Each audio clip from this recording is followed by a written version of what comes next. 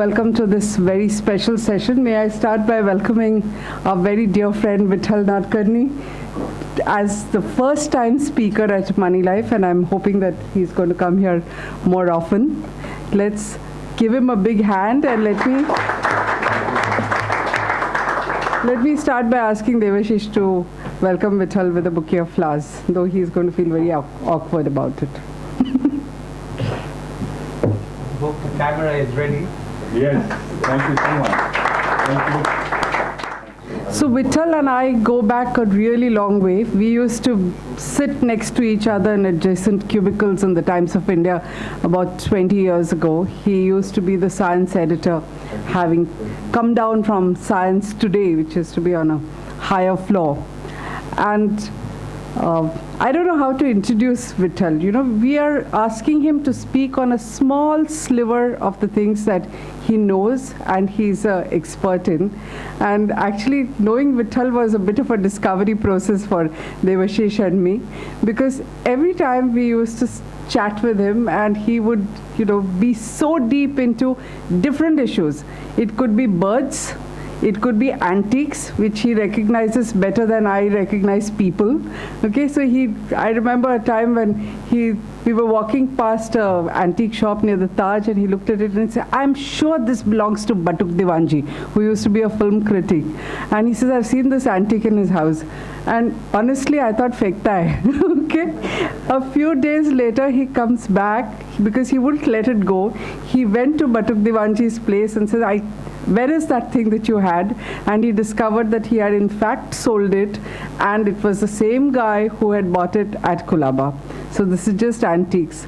Another story that I have is, he called up one day and, we're talking about something. He said, "What are you playing? What are you playing in the background?" And I said, "I don't know. Devashish is playing something. Anyway, let me go and ask him." So Devashish was playing one of those ancient ragas, which was a collection that India Today had. And he was playing it in another room, and Vithal is hearing it over the phone, and he says, "Ask Devashish if this is the rag that he's playing." And, I actually went out just to check whether he can possibly have heard it over the phone and got it right, and it was, okay? So like I said, the breadth of his knowledge on diverse issues is so extraordinary, and food is one thing. You just have to get him started. In fact, today's talk, I think his biggest struggle has been to compress his knowledge into a 1-hour talk. And believe me, it took a lot of hard work because, as Yogesh pointed out to me, he had 7 slides on just one thing, and that was, again, as he said, a fraction of his knowledge. So we said, "Listen, it can't be done because we can't have a 24-hour session." So it is all compressed into 1 hour, and believe me, both Devashish and I are as eager to listen to what Vithal has to say today as all of you. So welcome, Vithal. Thank you. Actually, I must thank you all for making the time here. It is an honor for me to be here, because same thing that she said, I would be able to repeat for Devashish and Sucheta. Both extraordinary people with integrity and commitment, which is so rare in today's times. And this is something that is the hallmark of old-style journalists, I would say. People who are not, quote unquote, spoilt by the system. People who fight and persist for change. It has been an honor to be associated with both of them. And I remember once I heard, when I used to be sharing a cabin next to hers, and I heard some slightly angry voices. And I wanted to I didn't want to intrude, but I heard this, and I thought there were some CBI goons, CBI goons. trying to plant something in her account or whatever. So of course, then I discovered my Mawali Roop from the streets, and then we are able to take care of such things because we are devotees of Tukaram, who says, "Mau mena huni amhi Vishnu das, kathina vajrasi bhedu aise." So for those people who follow rules, people who are devoted to the true path, we are softer than wax. But for those who think that they can slip one or two over us, we are harder than Indra's Vajra. So that is the beautiful message that I have picked up from these two very extraordinary people, which is walk softly and carry a very big stick. So with that introduction and with a big thank you for all of you here, I want to start this little conversation of ours. We've been witnessing an alarming rise of obesity in our part of the world. Earlier, many years ago, when I went to work in the US as an Alfred Friendly Press Fellow, I noticed this there. And I believed that it was a problem peculiar to that society, that it wasn't our problem. But today, when I look around, I feel it is no longer a Videshi problem. It is a Desi problem as well, ours as well as theirs. This is compounded by these extremely alarming trends towards decreased physical activity, dominance of what you could call a coach potatoes kind of life, and of course the jump in the incidence of lifestyle diseases seems entirely predictable. But a more important question for which we are gathered, and that deals with this, the key phrase, transforming your health. Can we halt this trend? Can it be halted? Can it be reversed? Now, there are those people who believe that the mess that our bodies have gotten into is due to our genes. We feel, they say that, our problems stem from our Stone Age physiologies. What they argue is nature did not adapt our bodies rapidly enough to handle the problems of plenty that we are caught up in today. As an antidote, they offer what is called as the paleo diet. Have you heard about this, the paleo diet? Actually, it is supposed to be unleashing the inner caveman in you, because they say that, you should eat like the Paleolithic civilization people did. And what is that kind of food, which was probably eaten 2.5 million years ago? And critically, what the paleo diet enthusiasts tell you is that don't eat foods that have come from the farming revolution that changed our human societies. So farming came up around 10,000 years ago. So legumes and grains are out by a very strict paleo diet.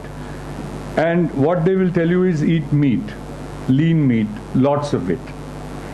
But the moot question is, just how valid or tenable is such an assumption?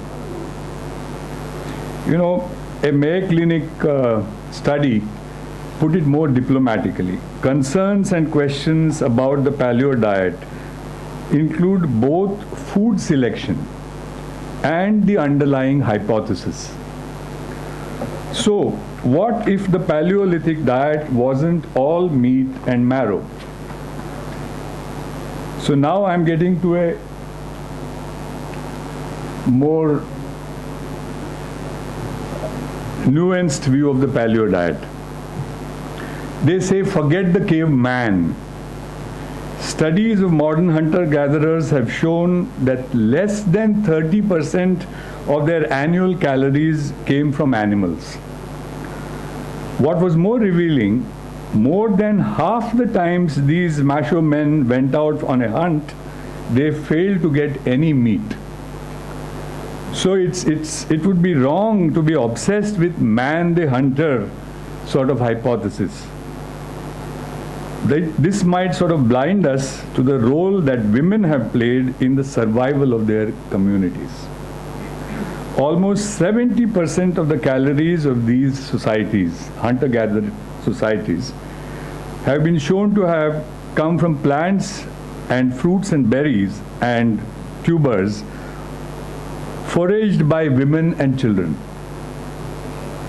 Women seem to have enjoyed a powerful position in those days. And experts such as Maria Gimbutas talk about a matriarchy of those times. That slide, for a technical reason, is not in this, but it shows a very well-fed goddess seated on a throne with a lion throne, somewhat like the Sheravali of India. And it is this, their hypothesis is this goddess was the guardian of nutrition, somewhat like Annapurna of ours. So let's move from that 70% plant calories to something simpler. Seven words that the well-known popular food enthusiast Michael Pollan claims to capture everything he's learned about food and health from these 7 words. What he says is, eat food. This is the one? Eat food, not too much, mostly plants. This is his message.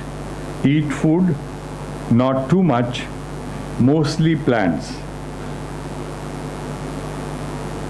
What he says by food, I mean real food, not edible food-like substances. And more humorously, he says, don't eat anything your great-grandmother wouldn't recognize as food. Stay out of the middle of the supermarket. Shop on the perimeter of the store. Real food tends to be on the outer edges of the store near the loading docks. You know, where the fresh food can be loaded when the shelf food goes bad. So he gives you a very important message. Don't eat anything that won't eventually rot. It's a very curious thing to say, that you should eat food which embraces change. Don't look for this eternal Twinkie bar, you know, which will not age, which once made is forever, till some astronaut finds it and eats it and is very happy. He says, eat food that goes bad, that has an expiry date on it, inbuilt into it. So, in a way, this is talking about change being the constant. Change being the constant is actually an accurate reflection of our physiologies, because constantly our body is changing, our body is consuming glucose, you know, subsisting, our brains are subsisting on all this which is drawn from fruit. Now there are some food enthusiasts who have taken exception to Pollan's bestseller, which he called Omnivore's Dilemma. Human beings are not omnivores, they argue. I'll dilate on that a little later. And our food choices are not a dilemma, says one critic. Far from being a dilemma, she adds, our question of what to eat lends itself to a win-win-win situation, which is also the subject of our encounter today. At this point, let me say that there isn't one single ideal human diet. The hallmark of being human may be our ability to adapt to many habitats and our ability to thrive in all of them by being able to combine many different foods to create many different health options. So this is one of the things that I want to emphasize in our interaction, that let us not be dogmatic or prescriptive or restrictive. We should be open-ended enough, but doesn't mean that you are open-ended enough for foolishness. That it is possible to sort of mix and match your options to make sure that you are able to eat well. Now, I want to get into another intriguing aspect which comes from this one, magic of fire. This was something that struck me when I used to do a little column called Cosmic Uplink for the Economic Times, where we used to make bridges between science and spirituality.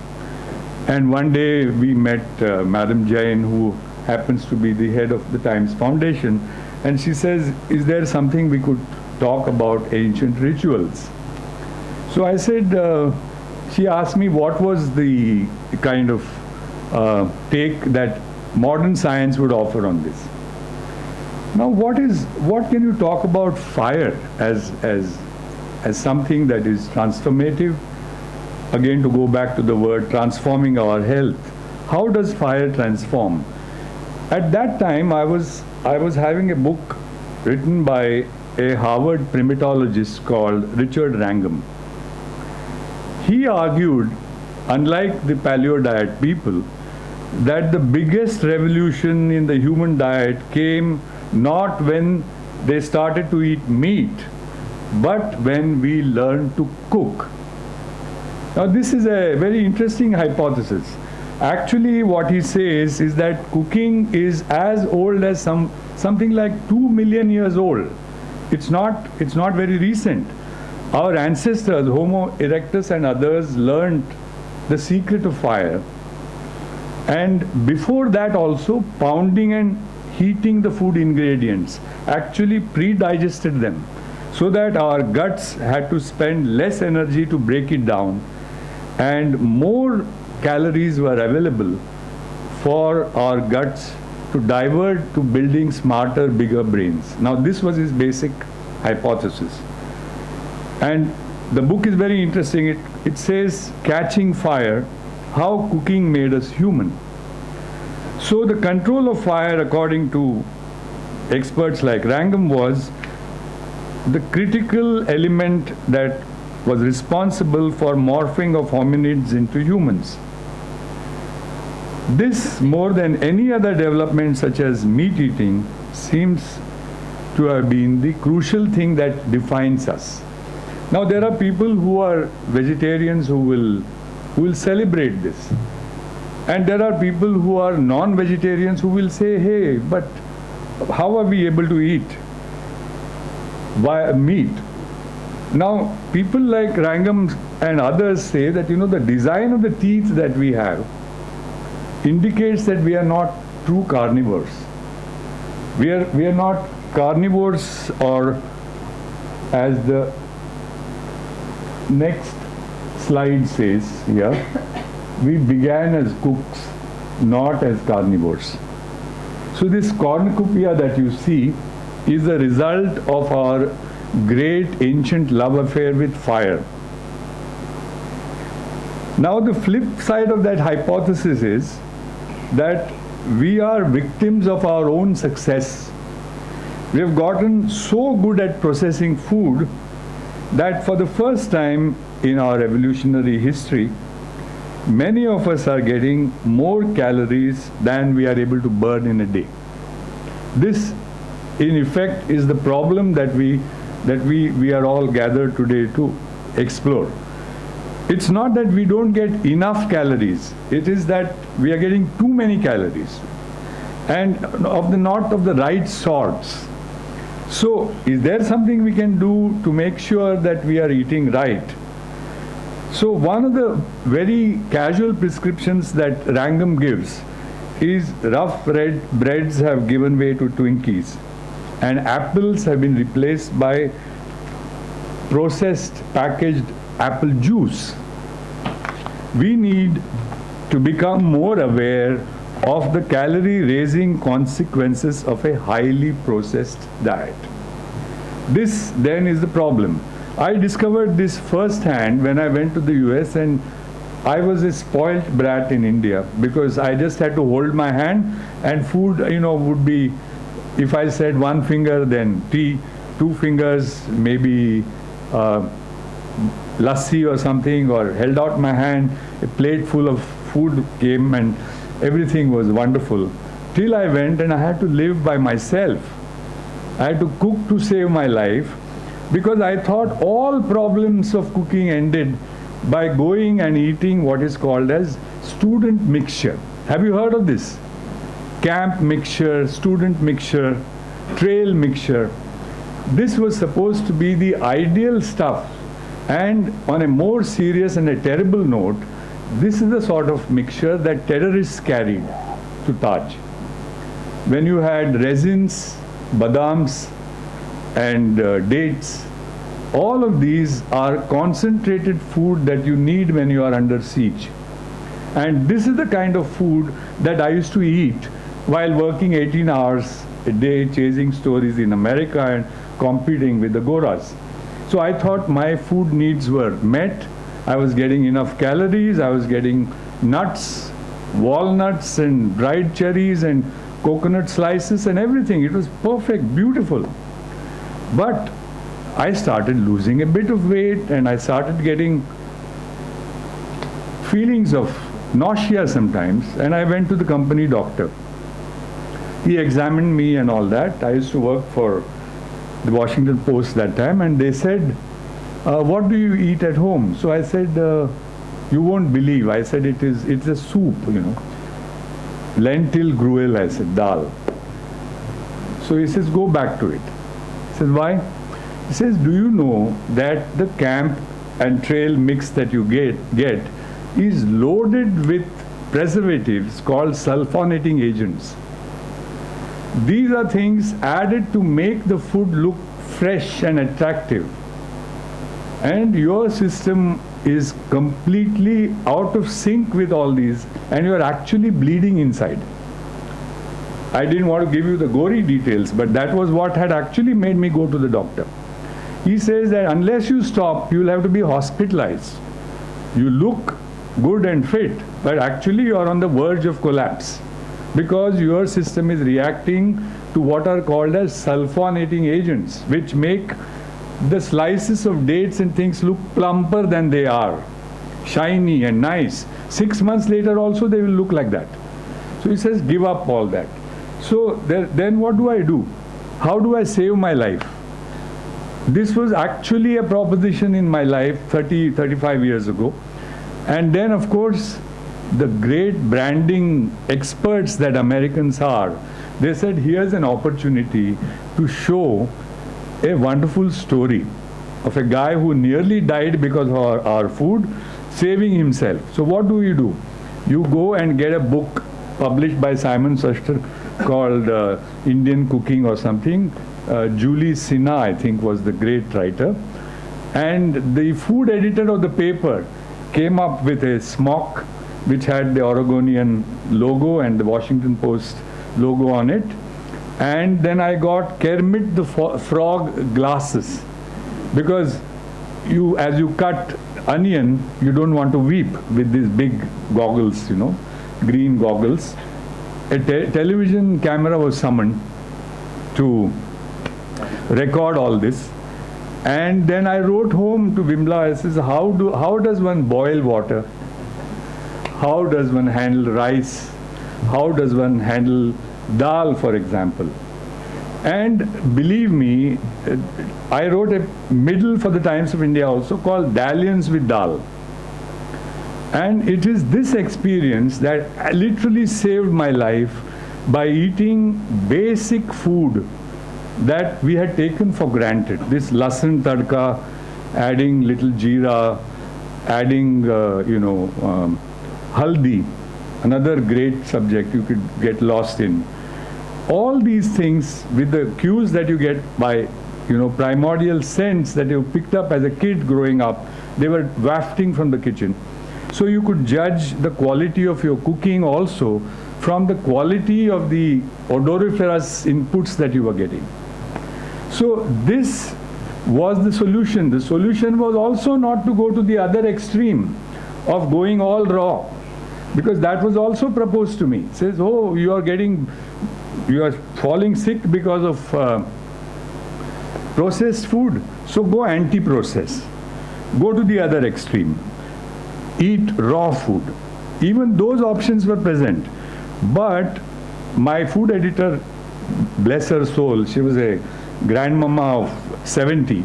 People don't retire there. She told me that, even your uncooked food will have to be processed through a blender or a juicer. And if you add fruit and nuts, dried ones, which I was literally scared of then, you are then compensating for this food. You're not really going for raw, untreated green food. So, no society in history has lived on a diet of smoothies, dried fruits and nuts. So human beings who have been playing with fire for amazingly long periods of time, they know all about making food palatable for health. So that is the bottom line I'm going to take in the rest of my lecture, with a little spin on that. Cooking is the part that we need for the grains and the cereals and things, starchy foods. That really, transformation of starches is one of the great principles. But what about local fruit and vegetable? What about the whole grains which can be pounded?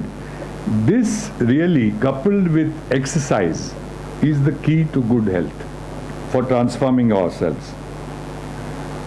But the other insight that I want to emphasize while we are on these raw, unprocessed foods is something that G.D. Birla said about Mahatma Gandhi.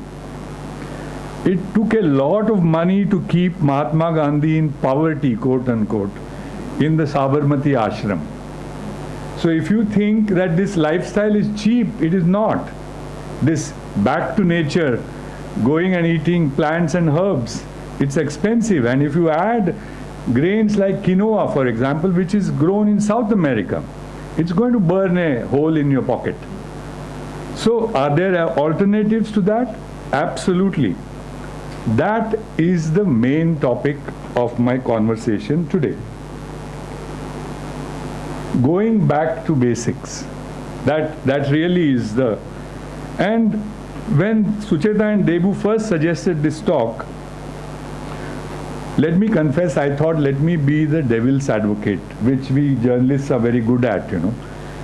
And I said, magic of everyday foods, does it not sound like a paradox or a contradiction in terms? My point was, how can everyday stuff be magical? But when you think deeply, you have to acknowledge the miracle. Now here, I'm going to depart from my script, and I'm going to tell you something aside from the script, and that is, this is again a caveat, this is not a Hindutva message, okay? This is not a Hindutva message at all. There is one of the great Mahavakyas of our tradition. Do you know what it is? What a Mahavakya of our tradition is? What the great saying of the Hindu tradition? Do you know? Anybody knows it here? It's called Aham Brahmasmi. That is, I am Brahman. Shankaracharya is supposed to have said it.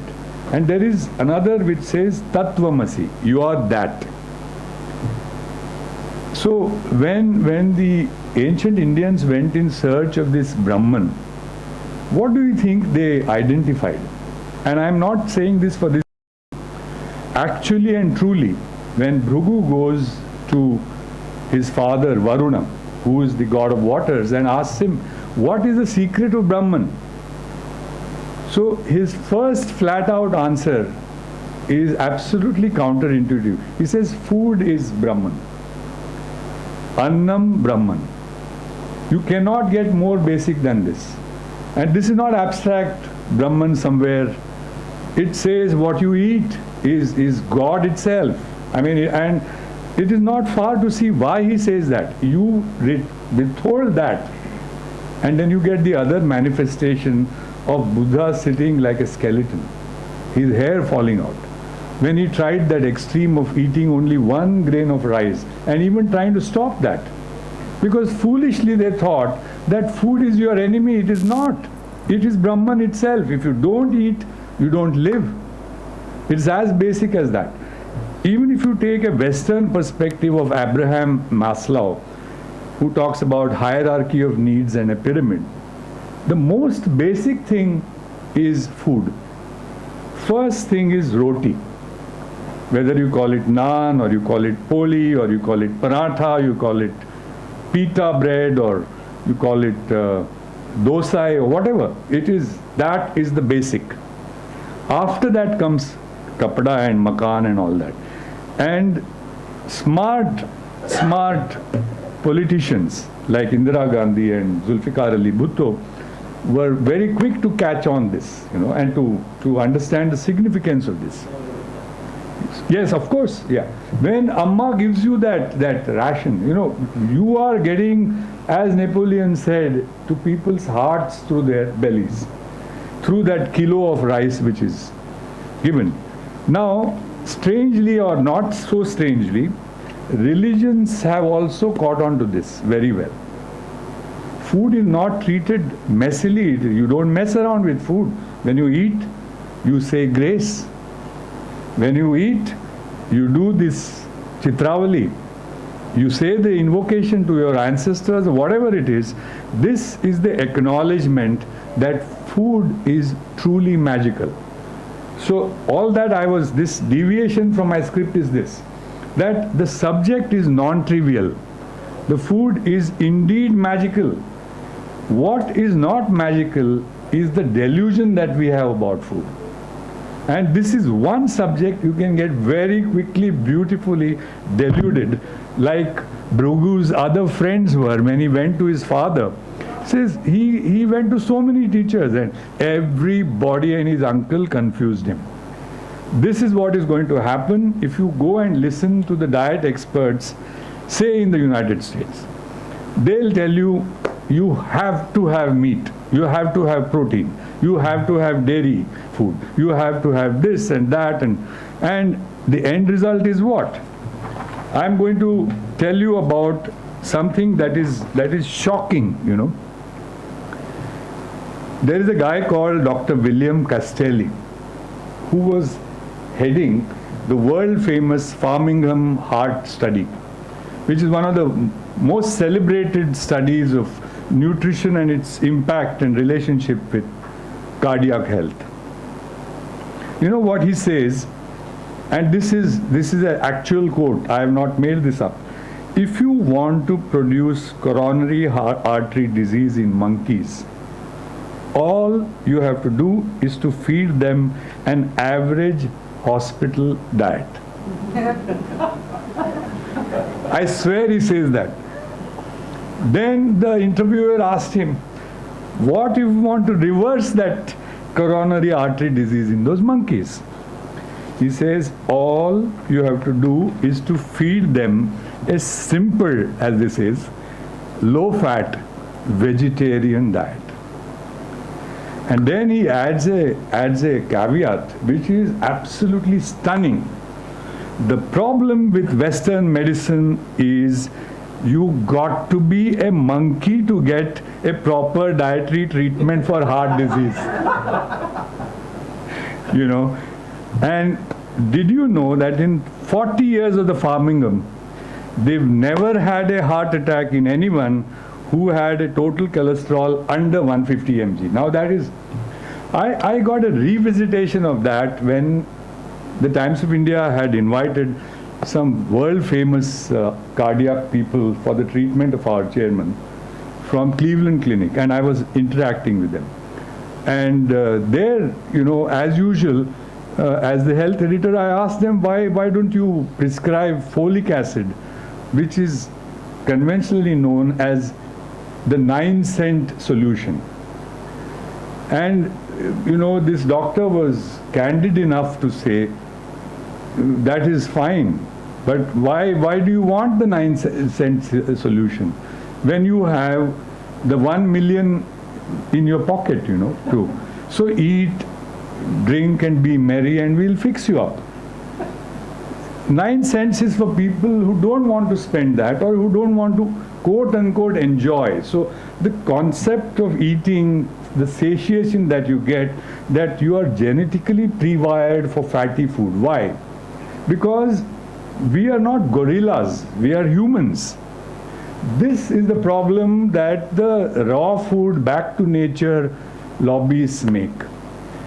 There's this beautiful book which says, where do gorillas get their protein from? And the point that this lady is making, and a very valid and a beautiful point, is that you don't need that kind of protein from conventional protein. You can still get, you can be a 500-pound gorilla, stronger than King Kong, even if you eat, because there is sufficient protein in that. But the counterintuitive side of that is that you have to spend a long time eating food, you know, and you won't get enough calories from that bulk of the verbiage, I mean, the foliage that you're going to process. So calories is a problem. So what is the problem with calories is that human beings want them quickly in a concentrated form. And these unctuous foods, these fatty foods, these fried foods, they give it to you. So you can sort of lard it up, and then you can do so many interesting things that humans are known for. So this is the critical difference between comparing elephants and gorillas and humans.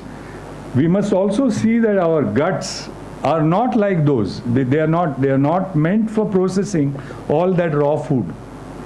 I am not saying that you should not eat raw food. You should take into consideration, you know, there is the other deviation from the script. When Lord Krishna is asked by Arjuna in the Gita, what is the way of being in this world? So he says, Yuktahara viharasya, Yukta cheshtasya karmasu. So Yukta ahara. Now, if you are a soldier, you need a different type of diet. If you are an administrator sitting on your backside and doing all the accounts day long, you need another kind of diet. If you are a king who has ostensibly a harem, then you need a different lifestyle and you know. So what I am trying to say is that Yukta Hara Viharasya is depending on your life needs, your profile. So having said that, I am going to get into the basics. Let's see what we have here. Sorry. Now here's the one full plate. I hope it's visible. You know, we have half of it devoted to vegetables, half of it to grains and carbs, half to protein. So this is the basic arrangement that we talk about. Let's look at the carbs. I'm going to start with rice because rice is one of the staples that sustains billions of people on this planet. But it has also been demonized greatly. It has been demonized as a source of excess carbs and low protein. Both are fallacies actually. If you really look at rice eating people, and Debu will bear me out, in rural Bengal, or you go to Tamil Nadu, you look at the people working in the fields, you won't find a fat human being there. They are lean. They may eat so much rice, but they are not going to be overweight or obese, you know. So how does that happen? As long as you eat enough unrefined starches and vegetables, you get sufficient amount of calories and you don't have to worry about lack of protein. This is something that we have to guard ourselves against. Don't worry about protein too much. You know, taking Dumex, those Protein X things, and taking Pratheen tablets or whatever. That is required when you have a medical condition, or you know, you have a special need. That's a different topic.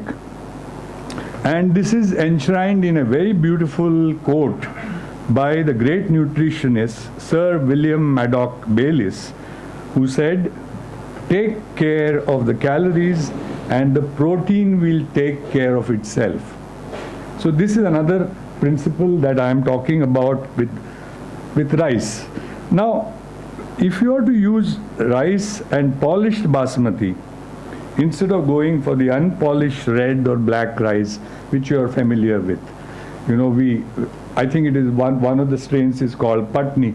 By the way, there are more than 800 varieties of rice that you can, and the Lord Jagannath has given every day one new variety. There are varieties that give you the aroma of mango blossoms, ambe mohar. There are those that give you the aroma of jasmine also. And I was recently in Chhattisgarh, the kind of foods, there is Vishnu Bhog, which is absolutely divine, and it is specially taken for presentation to Sri Jagannath at Puri. Now, the Puri Jagannath Mahaprasad makes sure that the Lord gets all the diversity. And what is good for the Lord is obviously good for us. Now, there is another practice that you can use. Now, this is the bit that we are talking about. How do you revolutionize ordinary food?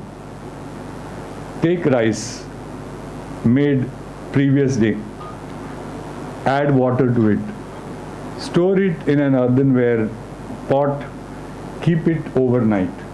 That's all you need to do. This is one of the greatest innovations of Indian culture, which we have lost because of the advent of refrigerators. This is called pani bhat. Debu also told me it is also in Bengal. It is called old rice in Tamil. In Telugu it is called cold rice. There are words for it, there are actual words, and this was the way rice was consumed in most of India. It wasn't consumed hot off the fire generally. You could not keep, where do you keep the rice that is left over? Put it in water. And next morning, and this I discovered in one of the most beautiful books in Marathi called Leela Charitra. It is a biography of Sri Chakradhar Swami, who was the founder of the Mahanubhav sect. And there are hundreds of examples cited where he says Pani Bhat Ase is there to offer somebody. Do you have Pani Bhat? He says yes. So what is Pani Bhat? It's nothing but rice soaked in water overnight and offered. Now what is this business of storing overnight in water do to that rice? First of all, it hikes up the iron, potassium, calcium content by several percentage points. You get a burst of B6 and B12 vitamins and a bonus of nutritionally rich, gut-friendly bacteria. All this you get by just simple conversion of rice which is sitting in your fridge. You just put it in a pot of water.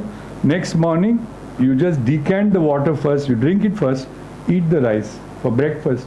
You can have it with a slice of amla or, maybe a little lime, or you can have it with buttermilk, which is. You cannot get a more healthful diet than this. You cannot get a more healthful diet if you take lime pickle, if you take amla, which is the superfood, which I'm going to talk about later. If you take buttermilk again, buttermilk also. Look at what you're doing to your insides with this. Gut-friendly bacteria, it's a whole big subject. I don't want to get into it right now. Now, I'm going to talk about another innovation of rice which is absolutely brilliant for India. At the computer. Yeah. At the computer? Yeah. Okay. Lovely. So, Varan Bhat. Now, this was the one that got me stuck into 7 slides. You know why? Yeah, there was Palak. Yes, I began with Popeye the Sailor, if you imagine. Now there is no Popeye at all. These people frightened me so much, He says, we'll have to serve them dinner, we'll have to get sleeping bags and all that. Plus they will file a suit against you for, torture. So I said, nay, we'll. Now, do you guys like Varan Bhat at all? Do you like it? You like it? Okay. Now, this, I have to make a confession. I used to think this was sissy food, you know. इसमें दम नहीं है. I used to think that you must eat, you know, like the Miyas, you know, I mean, eat mutton, biryani, and you know, you get all those, your voice becomes resonant like Lata Fatehsin Khan or something like that. And this is for Bamanwa, you know, Bamanwa as they say. ये आपके लिए है ऐसा. They don't realize this is the grandma of all great stuff. If you eat varan bhat, you can take on all these people and chop them down. With some soup. Yes, exactly. You see, varan bhat is again mentioned in Leela Charitra. Varana bhat, as they call it. And it is the simplicity itself, how you make it. And what are they doing? They are adding the proteins of the lentils and the innate carbs. You're getting a happy marriage of stuff that is the easiest thing. And do you know, this is something that was noticed by Alexander the Great. He says, how did these ordinary people get the strength and ferocity to withstand us when they came? We came at them like wolves. These people did not budge an inch. So he wanted to find out what sustained these people. He had brought historians, incidentally, and his annals are available. Says, then what he did, he had people like Aristotle, who said, उधर से कोई philosopher or journalist रहेगा ना, उसको पकड़ के लेके आओ. So they went and found these yogis and anchorites who are doing meditation. हम लोग नहीं आते हैं, क्यों? We are happy where we are. You might find a journalist like Debu and all that. उसको लेके जाओ. तो बोट में डाल के लाते हैं. बोट में डालते हैं तो बोलते नहीं, तुम्हारा खाना नहीं खाएंगे हम लोग. भ्रष्ट हो जाएंगे, you know? तो हमारे ही खाना लेके आएंगे. क्या खाना लेके जाएंगे आप? They were taking lentils and what we call in Marathi shidha. You're carrying your little pouch, sling bag with different pockets. Kappe. Yes, kappe as it is called. And it will, thank you for that lovely word. Kappe, you know, is also frog in Karnataka. And there is, in Sringeri, there is a shrine to kappe. So I don't want to get into that now. Because, so, Bags and all. yeah. So they used to cook this pottage of lentils and rice, and they were perfectly all right. Of course, they might add dried ginger. And see, we've had a wonderful tradition of Ayurveda, which talks about different doshas, or different amshas, or different gunas and rasas, you know, which are necessary in food. And from that perspective, they had life-enhancing things. Like, only now we are understanding why haldi was so important. It's only now we realize what is curcumin really. Yeah. Haldi is the thing that prevents Alzheimer's. You know, this is what I am a skeptic. I don't want to listen to it unless it is proved, and it is with double-blind trials and all that. And this is something that people have been seeing, that this prevents degenerative diseases. Just a little bit of that. How can one little thimble transform the food into a superfood? This is the secret of Varan Bhat. And Varna is color. So if you take the Kannada equivalent of this sambar or whatever, you will call it huli. Am I right? Huli. Huli is also the word for tiger, because it is tiger colored. It makes it huli anna. What is it? It makes it the tiger of a food. So I didn't want to say that you got to chop people and all that. I meant that you can sustain a very strong lifestyle with this apparently simple food. Even in Malaysia, if you go where Indian culture has traveled, sambal you will get. not sambar, sambare as you will get. So why is it? Because of this characteristic color imparted to lentils by addition of these dals and turmeric. And this is the essence of what Shobha De called. She said, I am as Maharashtrian as Varan Bhat, she said. And you go to CNN, they'll tell you that this is one of the top foods in the list of 40, which Mumbai cannot do without. Because you know what is good, because your body is telling you that. Sometimes you may be persuaded otherwise by clever campaigning. So this is what we need to be a little aware about. You know, this is not, it may not look like sexy food, but believe me, it is. And the other thing that leads me from Varan Bhat to something very recent that happened was the nomination of khichdi as the national food. You've heard about it. Now khichdi is a pejorative usually for a cabinet which is made of diversities and where nothing great gets done. So a khichdi cabinet, kitchen cabinet, But actually khichdi is one of the great one single casserole innovations that a struggling journalist in the United States used to save his life. So how did I make that discovery? Because it says that you just take in one casserole, you can add meat if you want. Because I must confess, you can add fish, you can add vegetables, you can add palak, you can add paneer or whatever, and you will get a complete pottage, one pie or whatever without the blackbirds in it. What I am saying is that khichdi is again down market in one way. And it's not as though it is hyped up. But it is depending on the kind of grains you use in it, you can make it very, very, very quote unquote sexy. You can use sprouts, you can use whole grains, you can use barley, you can use till, you can garnish it with. All these things will add to the nutritional value of your food. So please, this is the second great innovation. Don't frown on khichdi. This is something that we practice today. In fact, while going home, at home at dinner, we would be having khichdi with curry. It's something that is a staple, that's a given. Khichdi again is considered a sick man's food sometimes.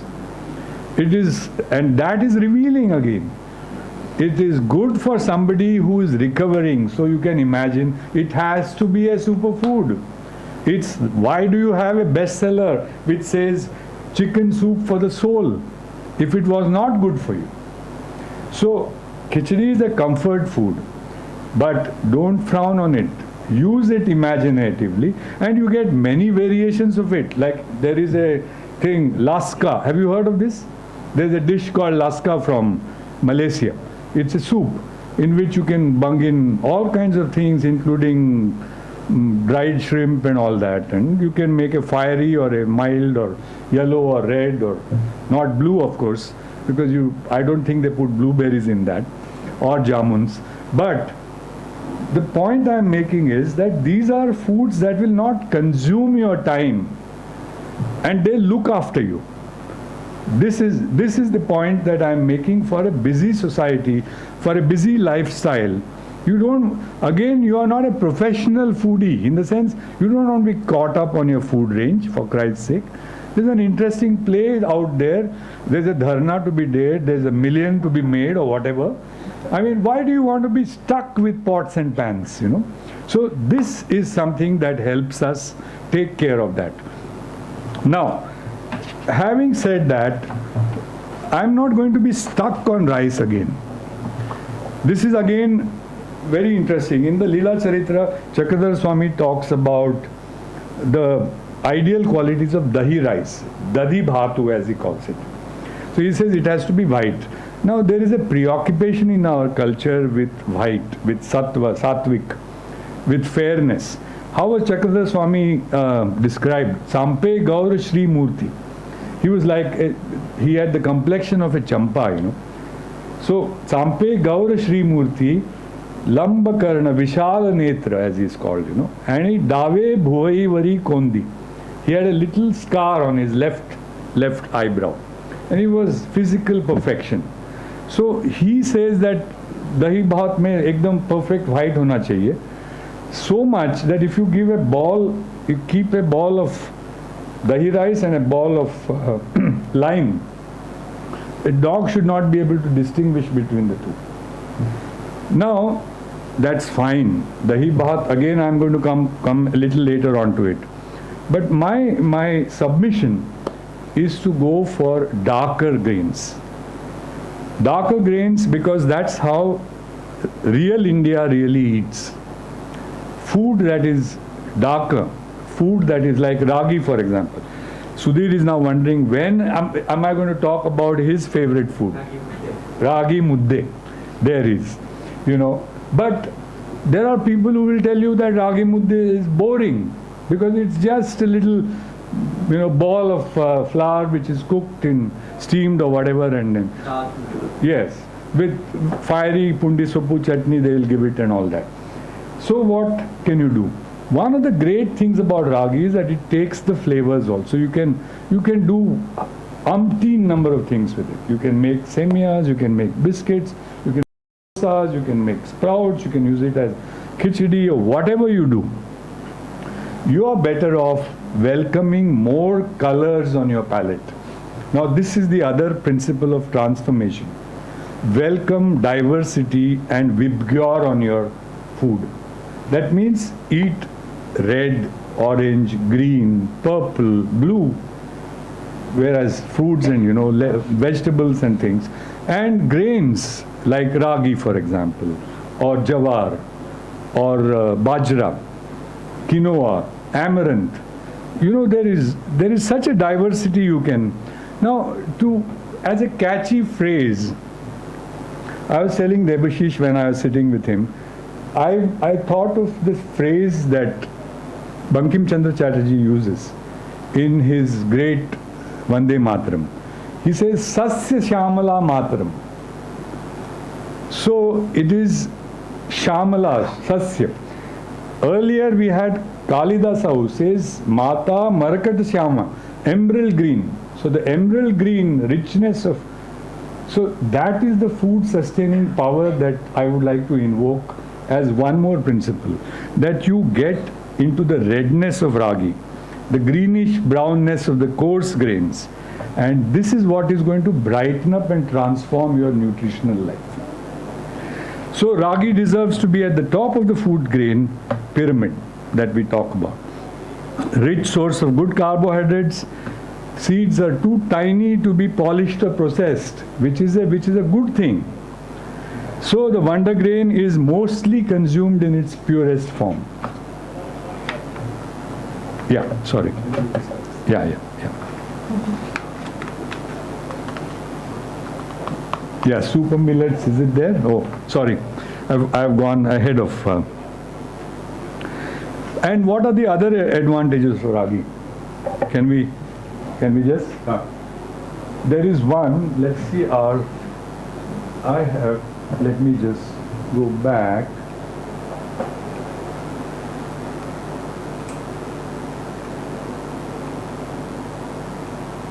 Ragi Raga. Okay, that's the one. Okay.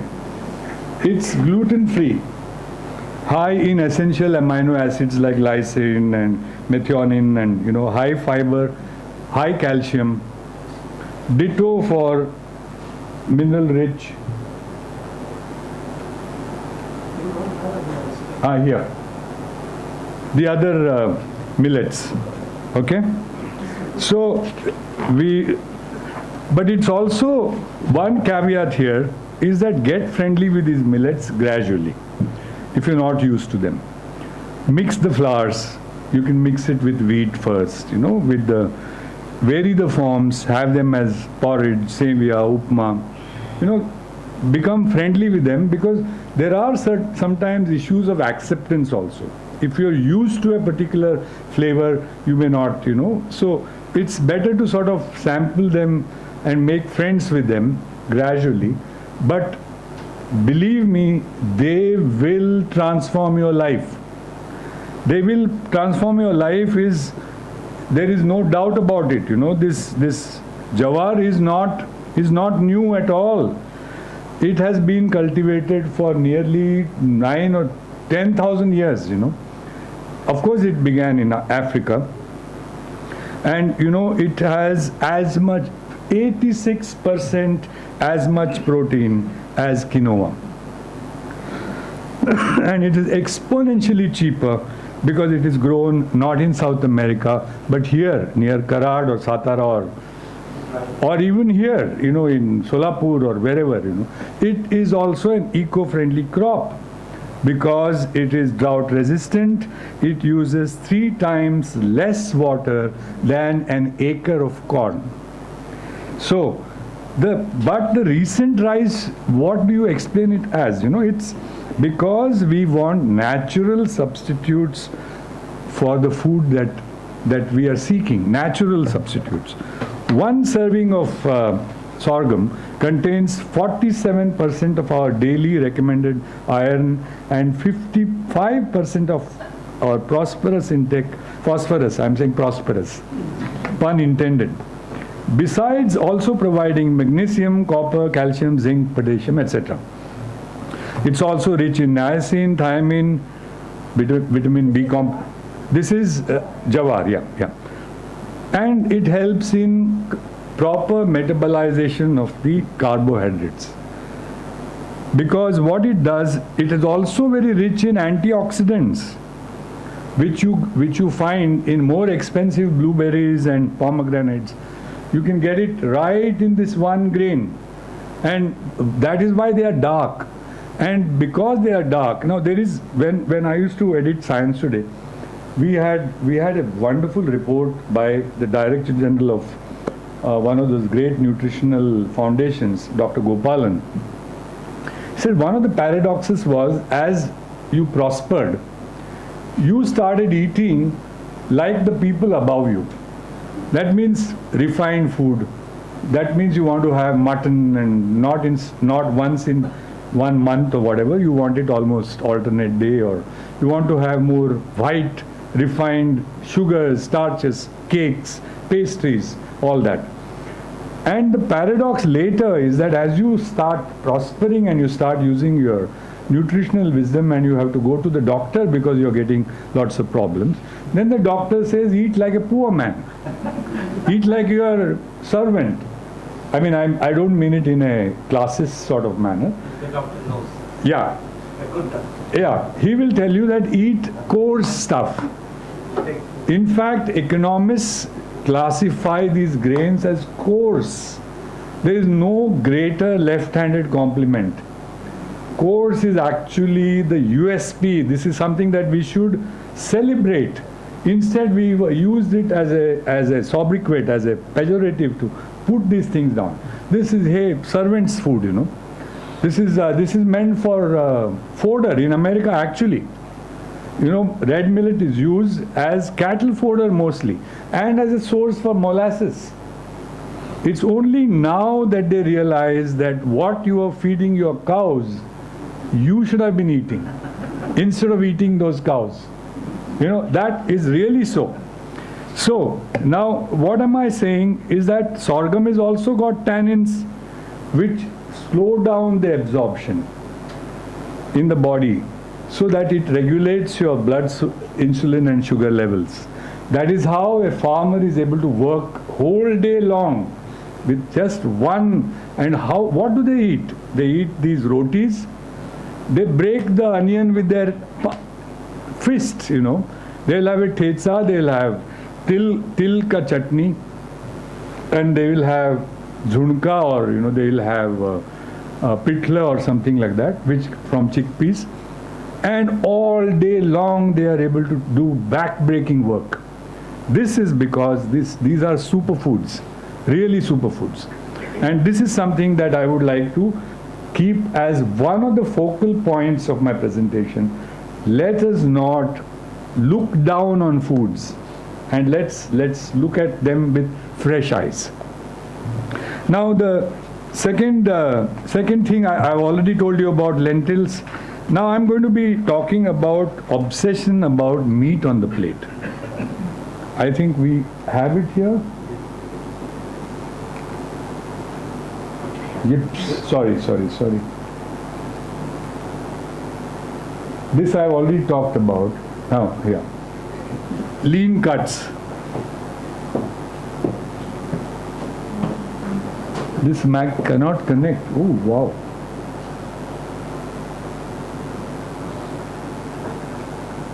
Lentils, lean cuts, okay? Now, if you ask me, you don't need meat at all. If you ask me, not because they know what a carnivore I am.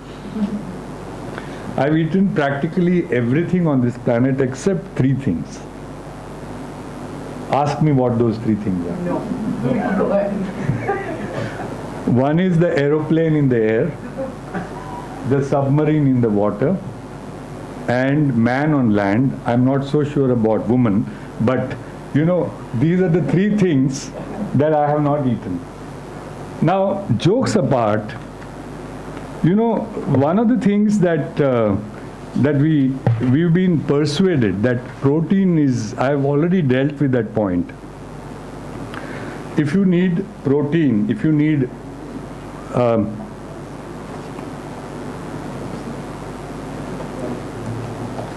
that you have to have Samish Ahar versus Niramish, Bengali terms.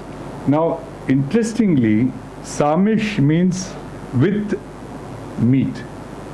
Niramish means without meat. Now, it is interesting that the absence of meat is felt.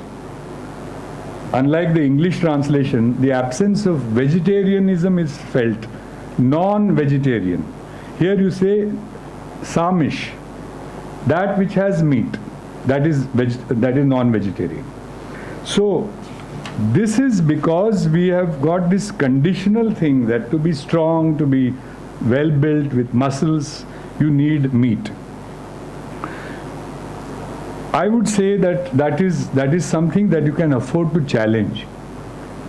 And there is a whole lot of literature which says that a number of conditions are promoted by excess of meat in our body. I'm saying this advisedly because lifetime of carnivory around the planet, 110 countries I have lived in. But it is good to give up all these things and go back to a plant-based diet. So, how do you make this food interesting for yourself? If you're not going to have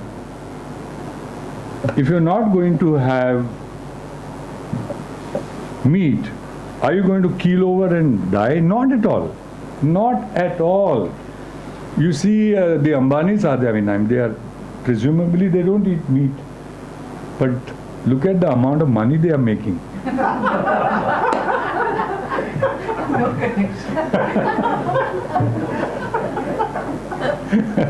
So, what I mean is, incidentally, yours truly and my powerful wife had been invited to dinner with Dhirubhai Ambani, and they had options like Mexican food and this and different types of things, and also exotic stuff like passion flower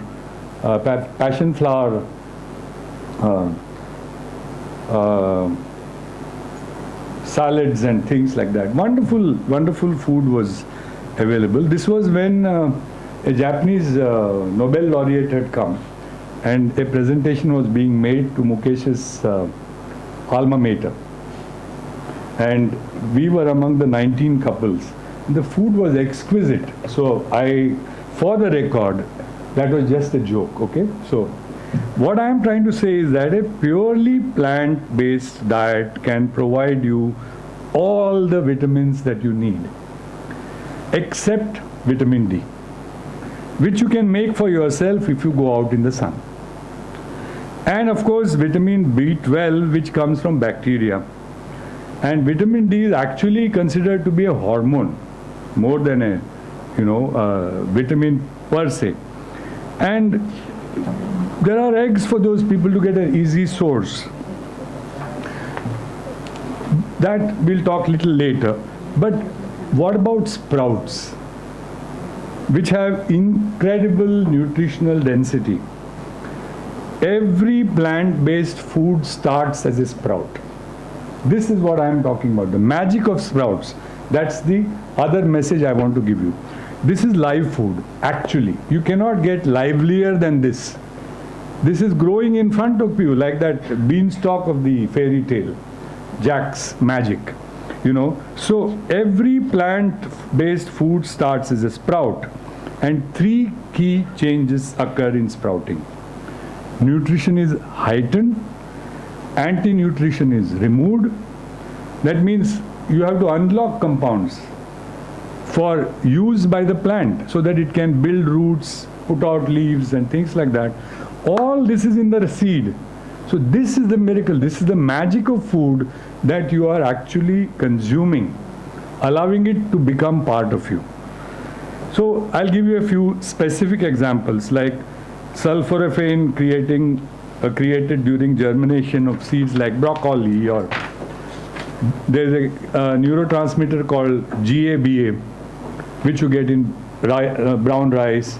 Fava beans giving you the precursor to dopamine, which is L-dopa. So any number of vitamins and minerals are available in sprouts. This is one way you can get variety again. You don't have to depend on only one type of sprout. Not just one matki or just one moong or just chana, or you can have black chana, you can have kala chana, for example, is wonderful. You can have chickpeas, you can have alfalfa, whatever. There are so many different type of things which you can use as sprouts. And more importantly, you can also use the next magic that I'm going to talk about is microgreens. The difference is, of course, of time. From sprouts to microgreens, you have these methi microgreens, for example. Now, huge amount of live enzymes you get from them. 100 times more enzymes in these sprouts will be found in the microgreens because they are required for the explosive growth that is happening right in front of you. And why should we care about these enzymes? Because they are magical catalysts for all your body's functions, including digestion. So please use sprouts judiciously, of course.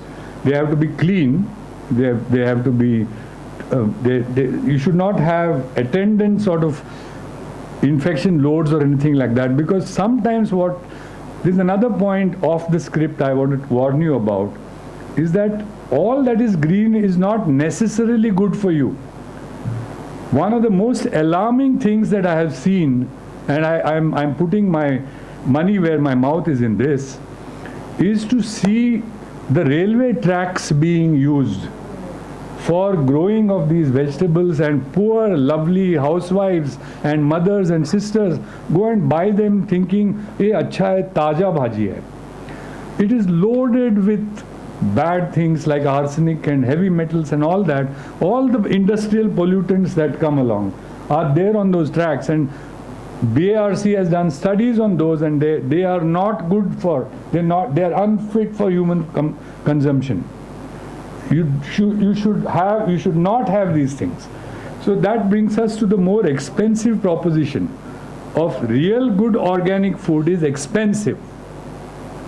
If you want to eliminate that expense of growing in a hothouse or in good conditions, you cannot get a free lunch. Or you have to grow it on your own terrace or something like that. You can do that. And you are enterprising people, you are creative people, you are dynamic people.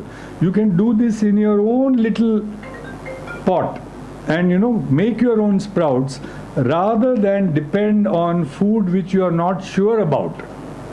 And by that you will get all kinds of nematodes or whatever these are. I don't want to elaborate on this, because now the next thing that I'm going to talk about is also another beautiful miracle of a tree called moringa.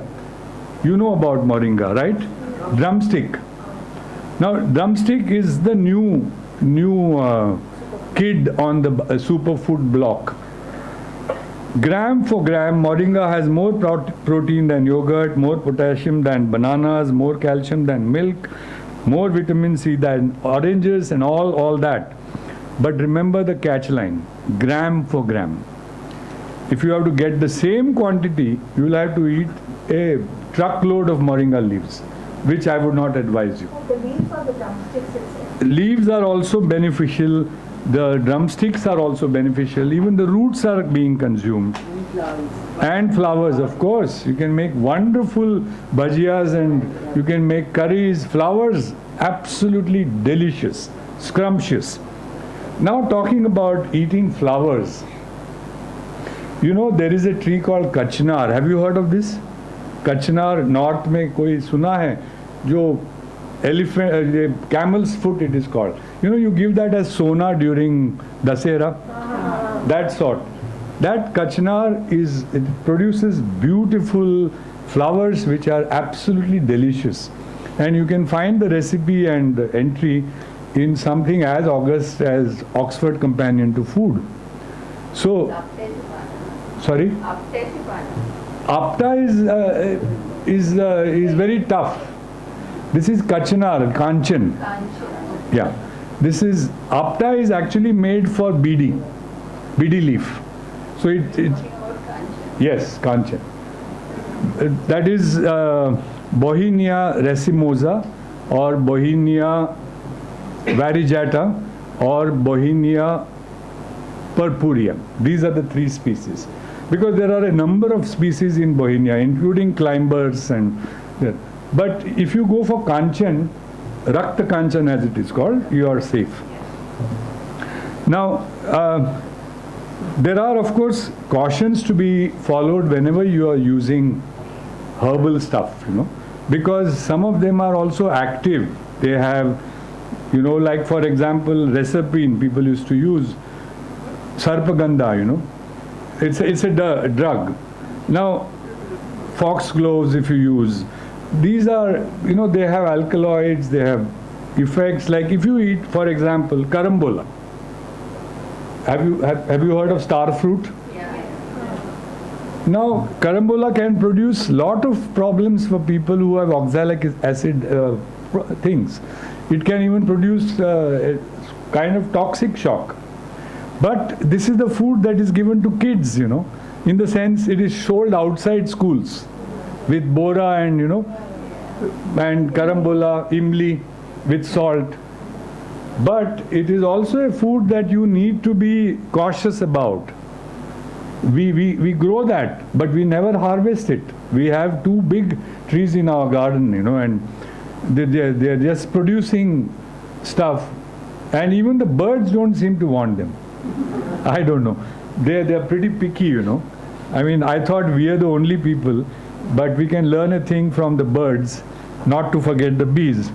Now, we have talked about moringa. We are going to talk about bananas. Now, going eggs, yeah, I'll come. Since we are talking about fruits and vegetables and things, this is the other point that I want to emphasize. This is another food item that is sometimes dished. I mean, that is sometimes downgraded. Poor man's food, or not sexy enough, or whatever. I don't know where people get these ideas that, bananas, poor man's food, or ubiquitous and all that. What we have to remember is that these bananas is the world's most consumed fruit on the planet. And what is more revealing is that less than 20% of the produce gets exported anywhere. Such is the local demand, because people know a good thing. They know that it is a superfood. And if you've been told some crap about, how it increases your sugar or calories and all, that is absolute nonsense. This is one food that should be included in your food. And when we used to eat, when I used to work at the Times of India and Boribandar, we used to call Times of India the old lady of Boribandar. Whenever we used to eat in these shetty places or lunch or whatever, invariably we found a thela selling bananas, where they would have a gourd, or a hand full of these fingers, bananas, which would come from Mangalore or Kasargod or wherever. And there were different types of bananas that were on sale, Safed Elchi, and not just those big green bananas which come for commercial reasons, they are grown, but even red bananas used to be available. Now, why are they on this super food? Now, here's something which I want to leave you with, which probably is not as well known, is that it's not the apple, but the banana, many people feel, that was the food that made Adam and Eve smart. And it made them smart in many ways, enough to leave God and say, hey, we want our own life here. We're too tired staying with you. That is why it is called Musa sapientum. Food, the banana which has made you smart. Musa paradisiaca, that is the name. And it is because you have stuff like tryptophan in it, which gets converted into serotonin inside the body, which is the happiness chemical. So mood improvers, ideal for people who work out and things, because it has low glycemic index, which counts for impact on blood sugars. A medium-sized banana has 3 grams of fiber, soluble fiber is a great thing. 350 mg of potassium and barely 105 calories. So this is the superfood that you can easily include in your food if you don't have other issues with health issues. Now another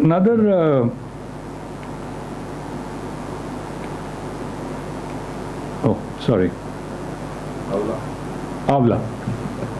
This is another super fruit that you can include in your food. Why? There's a virtually the whole world you can choose, but why amla?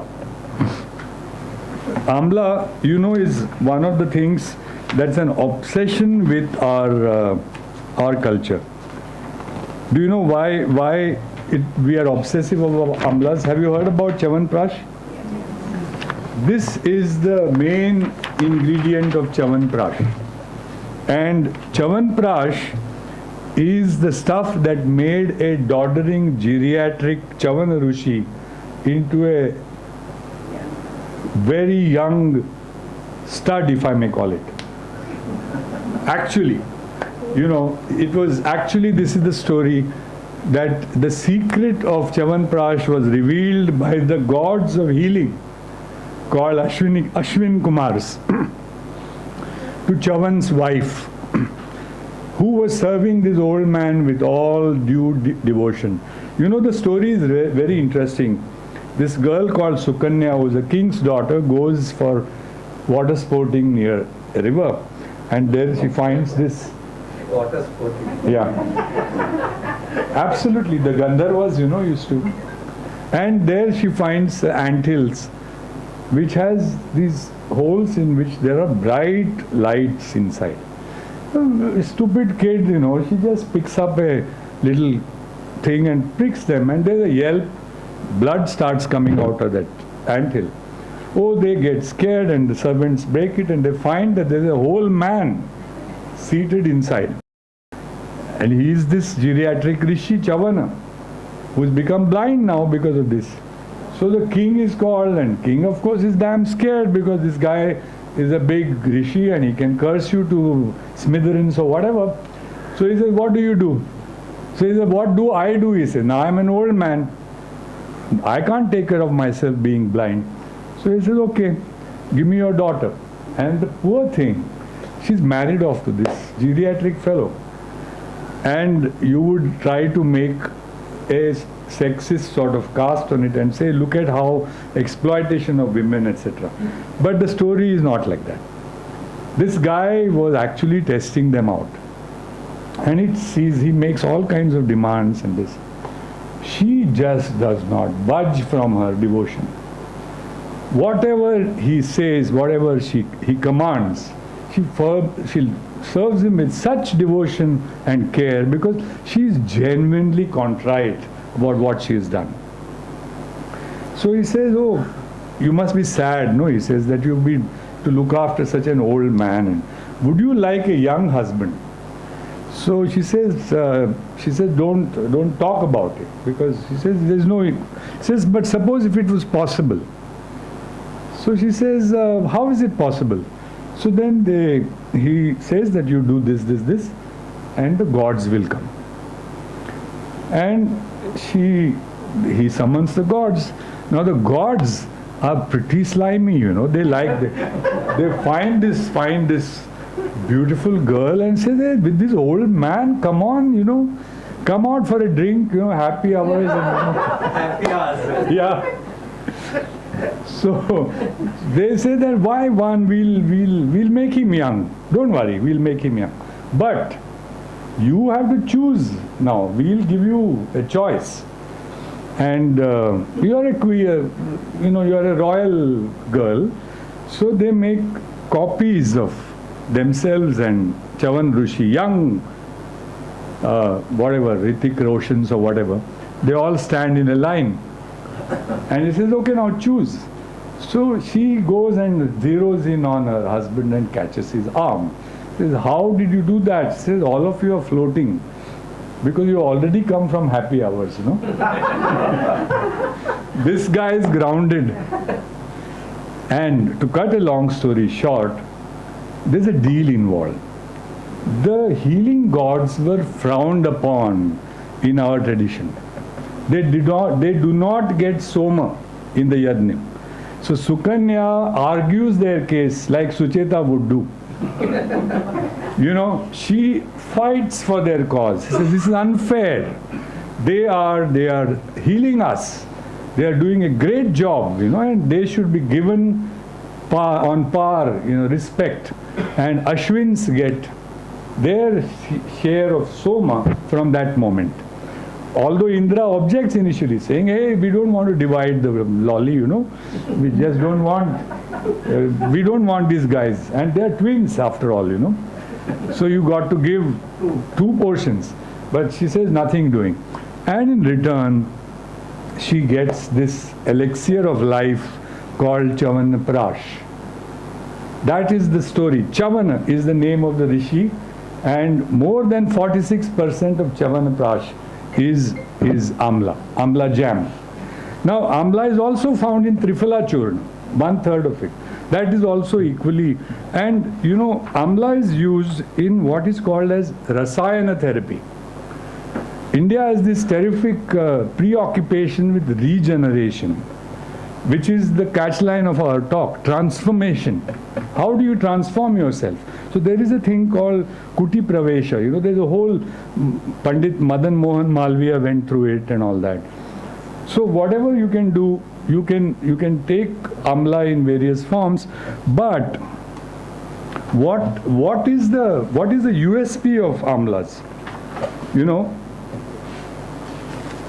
The USP of Amlas is that it is one of the most concentrated sources of vitamin C. And, it has, it's unbelievable, the kind of, but also with vitamin C, there are a whole lot of benefits. You should be careful not to denature it with too much heating. it immediately degrades. So try to have it as fresh as possible. And antioxidant potency of amla is supposed to be 55 times higher than blueberries. Now look at that. Blueberries, you are going and playing through your nose, for them, but you are going to sniff down on that poor amla which is languishing there. So go for it. But again, find out what is your requirement, And then of course, you can take it as a amla juice, you can take it as a additive, you can... But amla in Chyawanprash is not cooked. It is cooked.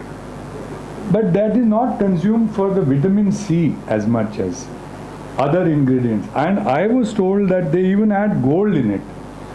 The other preoccupation of Indian tradition using mercury again. But not the mercury that causes this Minamoto disease and all that. So that's another thing that we must talk about.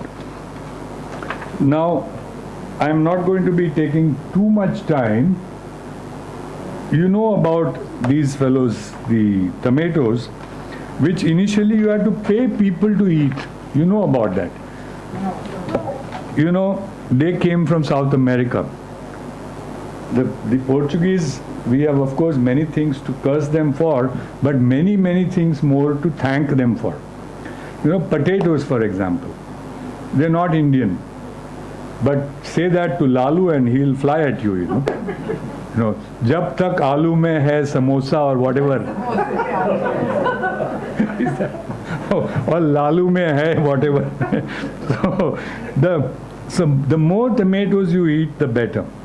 And here is one more counterintuitive tip as part of my contract this evening, is cooking them with some heart healthy oil such as olive oil. But there are people who will tell you olive oil is a scam. So again, it makes it easier for the body to absorb your one medium-sized tomato will give you 50% of your daily recommended dose of vitamin C. And it has a fabulous antioxidant called lycopene. This one molecule of lycopene can neutralize 13 free radicals, which if allowed to build up, cause cellular damage or even cancer.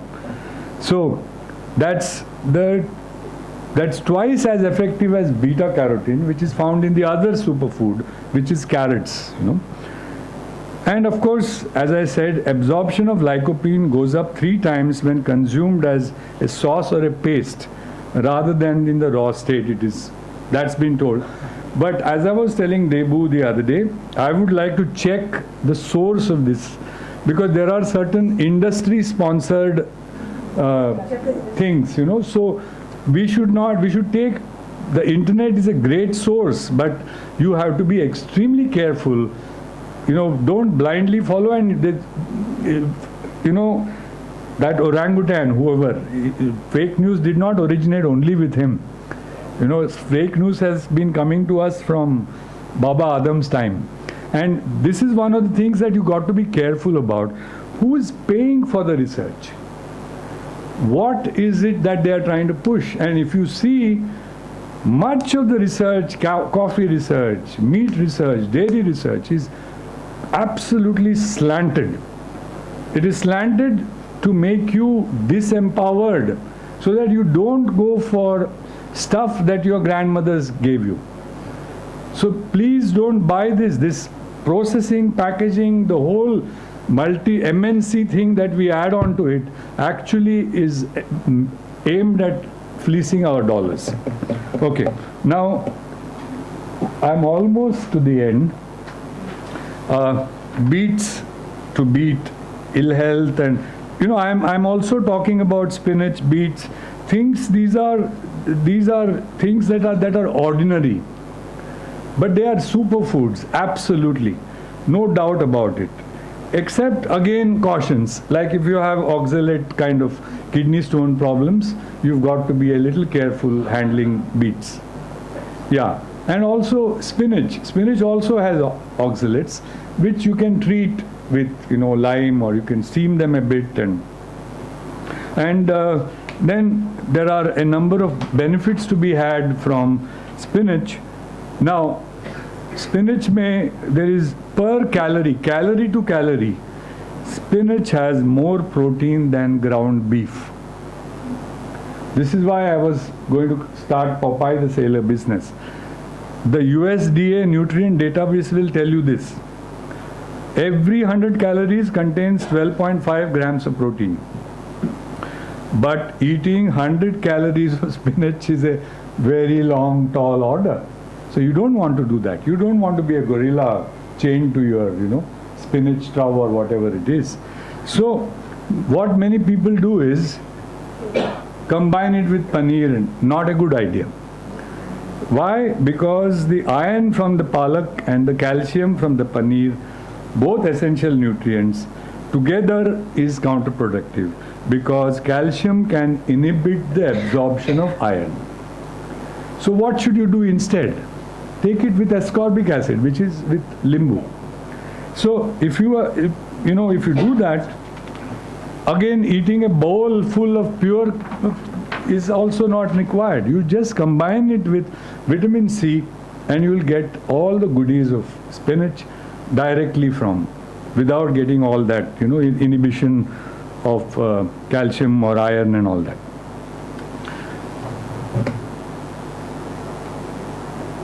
Okay. I was not suggesting that you become a cannibal. I don't want you to eat Charlie Brown or Snoopy or whatever.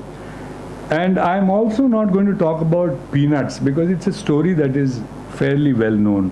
And to a smart audience such as yours, as you all are, I do not wish to sort of tell you something which is known from the times of President Carter and Zia-ul-Haq and the value of peanuts and all that. Mahatma Gandhi is supposed to have gotten the story of peanuts from this renowned American scientist called George Washington Carver. Carver's research on peanuts, sweet potatoes and other products helped poor farmers to vary their crops and improve their diets dramatically. Variation, diversity, this is the key. Monoculture of any kind, monotheism in that sense, or herd thinking of a type is generally not good. And the same holds in nutrition. Now, interestingly, along with peanuts, Carver also felt that weeds, which he called nature's vegetables, were a nutritious and an undeveloped food source for America. Imagine he was doing this in the days of Mahatma Gandhi. Carver once noted, there is no need for America to go hungry as long as nature provides weeds and wild vegetables. Now, here's something I would like to leave you with. Can you imagine a more capitalistic icon than Henry Ford? He's said to have shared this appreciation of wild greens with Carver, who was his pal, and he would happily eat sandwiches made by his friend, which contain ingredients such as wild onions, peppergrass, chickweed, wild lettuce, and, hold your breath, rabbit tobacco. Now, what those are named that way because rabbits munched on those. Of course, there are stories told about the taste of these. They are not likely to be the best of them, so they may be they were slathered with mayonnaise or with coleslaw or whatever, Now, I have lots and lots of stuff which I can go on with. I don't want to trouble you guys with that, and I just want to thank you. And answer questions. Yes, of course. Of course. Oh, eggs. Yes, of course.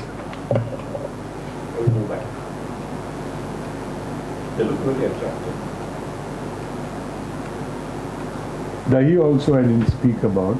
Eggs. Now, where are eggs in this?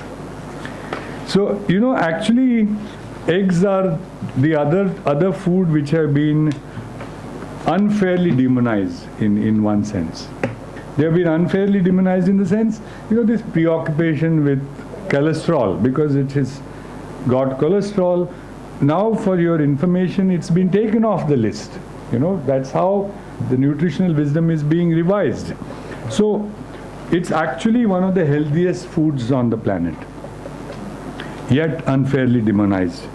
An egg has all the nutrients and building blocks required to grow a full baby chicken. I'm not suggesting that you eat a baby chicken just like that, but it's just to make that point. Loaded with high quality proteins, vitamins, minerals, good fats, trace nutrients, and here's the payoff. Contains only 77 calories, 5 grams of fat, 6 grams of protein, with all 9 essential amino acids. Rich in iron, phosphorus, selenium, vitamins A, B12, B2, B5, among a whole list of them. And don't forget the kaolin, which is vital for making you into an egghead. You can still have a full head of hair, ostensibly, but this is a little bit of a dicey issue in the sense some people have religious issues taking up eggs. Can that be avoided? Absolutely. You don't have to eat eggs to have a perfect diet. That's the point I'm making.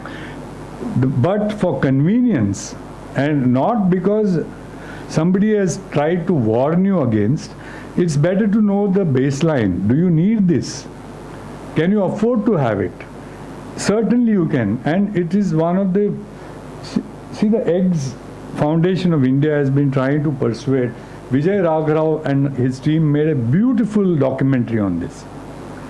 You show a complete thali. You want to make it really powerful, just add an egg on it. Just add a banana on it. Just add a little bowl of dahi on it. So if you do that, the combinatorial punch of that meal rises exponentially. Now, there is something that I have another hobby horse to ride on, and that is exercise. All this is good only when you back it up with an active, engaged lifestyle. So exercise is vital. Exercise is absolutely necessary. And there again, we need to fight the Western norms that are, but even the West is now moving away from chairs to standing desks, because they say it is as bad as smoking, sitting down and working for long hours. Vithal, I get some questions. Yes, sure. I think a lot of people have some. Yeah. Can you shed some light on dairy or maybe milk, and because there's a lot of coming about non-milk diets and Actually, the wisdom of nutrition science in the West is that dairy products are not required. Now, not required if you are getting a low-fat, diet, which is principally vegetarian. You really don't need to take like Dean Ornish's diet, for example. But if you don't have health issues related, again, the cholesterol issue is not the cholesterol issue, but nowadays they say milk is a lot of hormones. yeah, of course. No, there is a thing like, I didn't talk about oat milk, for example. But I was going to talk about such substitutes, where you can. I think her point is that, whether it's eggs or a lot of food, including honey, which is full of antibiotics, or raw milk, which is full of hormones, and so, yeah, and genetically modified. Yeah. So what is the, would you suggest a mean? What does one do? There are some people who believe the body takes care of it, and it's better to have nutritious stuff and let the body eliminate the toxins. But is that really true? Actually, I would go without it. I would go without it, and it will not harm you. This lifestyle is I tend to believe it's a spiel from the dairy industry, because a whole lot of resources are locked up in this global food industry. And if you really look at how much there are issues such as lactose tolerance, why intolerance, why did that happen, why is it that it is manifesting itself. Like I told you, paleo diet, people feel that even lentils are not good, legumes and grains are not good, dairy is not good, they only go for meat. So I would not advise extremism in any form, but I would go easy on this. Plant-based is the pitch that I would make. So that is, in my original slides also, the background is green for that reason. And maybe we can take another session on this, because it's a fairly deep and involved issue. There's one on the eggs, since we are here. There are two questions. What is this deshi and the white? That is one part. What is the difference? Other thing is that what is the difference in the yolk and the white? Plenty of difference. Because slightly different from the whole thing. My dog, which I have got, Yep. he is very selective. Yeah. He picks up the yolk, but the white he puts it out. Yeah. That is possibly because he's going for the protein. Which, see, you can have as much as 100 white eggs a day without getting adversely affected, because it does not have all those cholesterol components that are loaded in the yolk, which is what your dog wants. And if you don't want to have the yolk, it's okay. If you just want to have the protein, you can take it on. It's like casein, being taken from the egg. That's why it is white also. So that is possible to do. In fact, Vimla has been advised to take eggs. So that you can do without. I mean, you can not have the yolk. But my point is that the yolk has been unfairly demonized. That it is all right to have, for normal people, up to 3 eggs a day is considered quite okay. Having said that, I would say that if you don't want to have it, it's also all right. You can still get a perfect amount of protein from a varied plant-based, sprouts rich or cereal or unpolished rice kind of diet. But an egg is not an egg without the yolk. You can have a conversation with it. Which foods build up hemoglobin? See, iron is there. Iron. See, there are iron-rich foods like palak, for example. Even egg. Yeah. So, iron sources, again, because plants take minerals from the soil, plants are a rich source of minerals, manganese, molybdenum, all these things you will get from a plant diet, even from sprouts. Thing is that you must have sufficient amount of them to be able to get your RDA. So if you take, for example, palak, you will get your iron from it. Don't you get arsenic also? Sorry? With an iron you get arsenic also? No, not. Why would you get arsenic? Because you don't know where the palak grows. No, that is if you buy it from Chunabatti.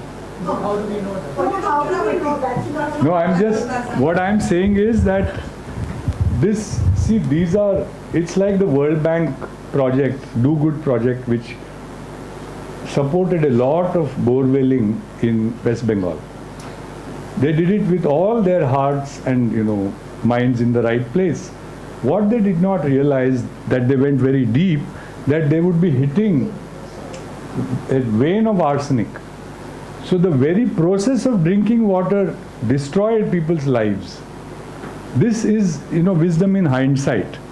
So what I'm telling you about arsenic or heavy metal is something that we have learned about these foods that are grown in unhealthy environments. How do we know? Eat organic. Yeah, eat organic. Or maybe we can, Sucheta can think of starting something where you supply for a premium. Yeah. Yeah, regarding this Moneylife has been very much into the integrity issues with financial, companies, how they are performing and all that, and we are really impressed with that. In a similar tone, when it comes to health, what's happening is that you have explained a lot of things. What are the contents? How does it help you, in healthy? But unfortunately, mankind actually adds certain things to it, like pesticides when they grow it, or even bananas. When you tell us bananas, many people eat bananas, but the trade ripens it faster, adds calcium carbide to ripen it faster. Now, these are the practices which are really counterproductive. We eat certain things with a view that this will be good for our health, but because of these trade practices, these healthy things have become unhealthy. We need to deal with that, and that is one thing which I would like you, if you have any inputs. Yeah, well, that is something that is, you would agree, I'm not trying to dodge the question, but it's outside the purview of what we are talking about. And your point is absolutely well taken. Additives, I told you, sulfonating agents. I started my talk with that. But Vithal, I just want to add, it's an excellent question, and all of us are very concerned about it. And one of the reasons why we have Vithal's talk today is to start this process. In fact, it's been a long time that people have been telling us, why aren't you doing things on health and nutrition? And our argument has been, how many things will we do? We finally have made a beginning with Vithal's talk, but I think we need to create some kind of movement of people who are going to start objecting to this, or patronize good quality food and encourage companies to ensure that it becomes available. And I think slowly over a period of time is going to happen, with people like Big Basket and others who are selling organic. When it's a large company, you can hold them accountable if you do some testing and finding out what is going on.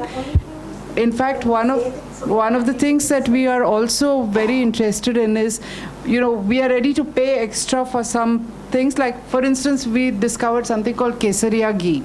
Okay, so A2 ghee and A2 protein and all that. It costs 1,000 rupees a kilo or more. Oops. Okay, 2,000 rupees a kilo.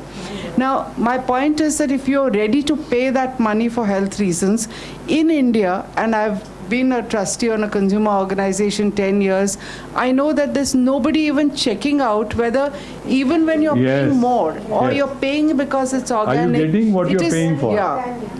And so this is one of the things we want to now start doing, that at least let's start with one product at a time where we are paying more, to send it to a lab and check it out and say, are you getting what you're paying for? Because I find so much of falsehoods.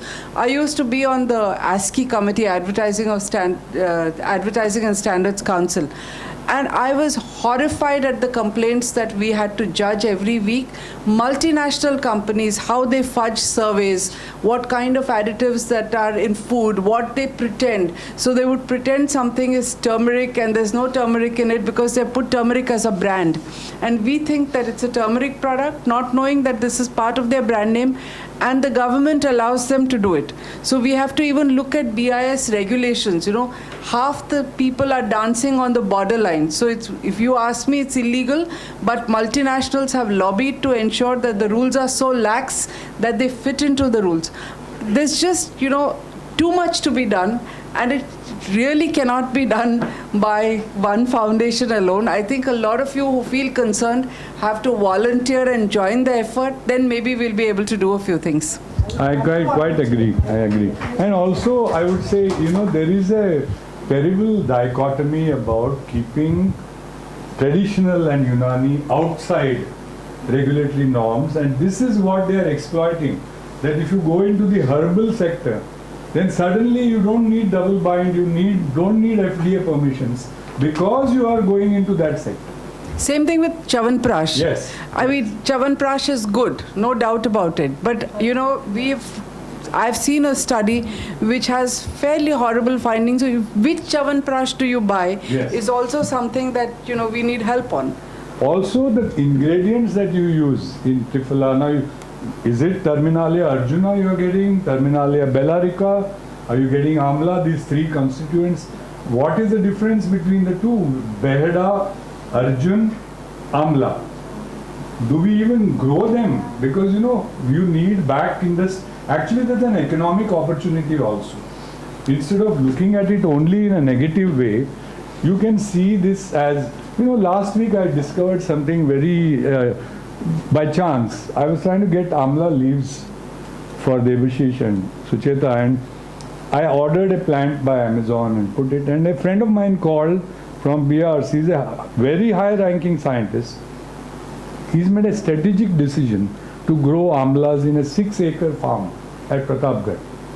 And he is planted high quality amlas which have come from Central Research, and he is sitting on a gold mine since 1992. So it is not all adversarial or dangerous or negative. You can, Brahmi for example. Now Brahmi is legendary in Indian tradition, and so much nonsense you will get on this. People don't even agree on what is Brahmi. Is it hydrocotyle? Is it this particular Brahmi? Is it this particular herb? So there is a whole lot of thing to be done, but I feel networking and coming together is necessary for this. Like that famous song from Naya Daur, Ek Akela Thak Jayega, Milkar Boj Uthana. So that is something that I think is very desirable. Yeah? Okay, with these few words. Thank you. Okay, vote of thanks. Thank you, this wonderful crowd, for having come here and listened to us. And of course, thanks to Vithal Nadkarni all over again for such a wonderful talk and to share a little bit of the vast knowledge that he has on n number of things. Thank you, Vithal. Thank you so And much. thank you, everyone. Thank you. And as they say, the disclaimer, all faults are mine, not the host. Thank you for listening to me so patiently and giving me such a wonderful response. Thank you.